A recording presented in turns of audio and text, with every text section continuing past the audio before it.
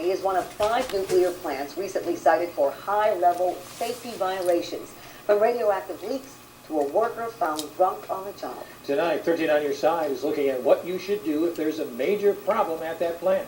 WZZM 13 Sarah Barwans takes us step by step through the disaster plan. Lee, Juliet, no one has ever died in the U.S. from a nuclear power plant leak, but Palisades did shut down 5 times last year.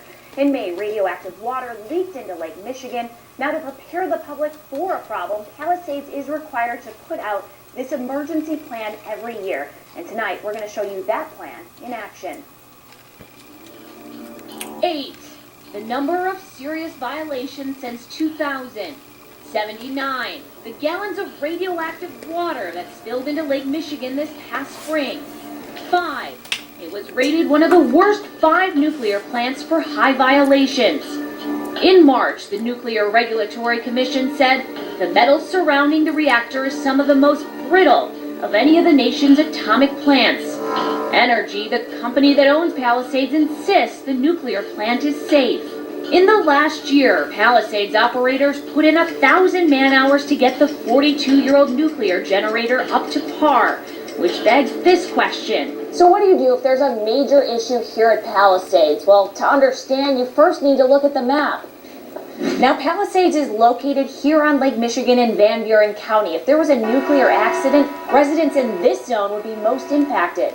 Now, if you live within the 10-mile radius like this neighborhood here in Covert, the first thing you're going to hear are sirens.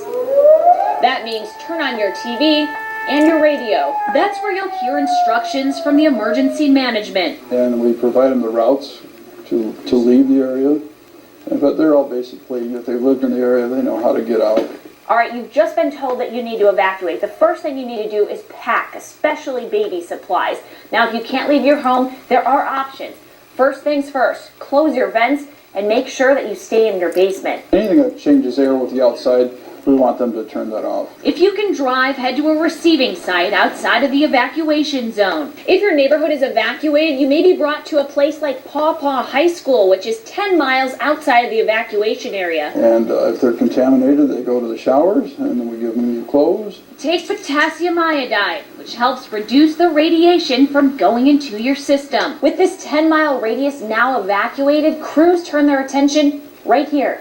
Now, if there was a major leak, crops within the 50-mile radius would be affected, like these blueberry plants, for example. But that's not the only thing. Also affected would be honey, dairy, as well as wild game like deer. The state would embargo those products, and they wouldn't be able to sell them. So who lives in this 50-mile radius? Anyone in Holland, Zeeland, Southwest Kent County, Kalamazoo, and South Bend? Grand Rapids is beyond the 50-mile zone, but that doesn't mean you will not be impacted by an emergency. Hopefully these tips help you understand how to survive in the event of an emergency. Reporting here in Palisades, Sarah Barwans, WZZM 13 News. Palisades operators say they are working to increase safety ratings. The Nuclear Regulatory Commission says safety at the plant has improved. A Palisades representative says the plant is prepared for an emergency. Conduct emergency drills quarterly to ensure that we have the appropriate tools in place and they're well practiced. If you would like to learn more about Palisades, we do have a link on our website, WZZM13.com.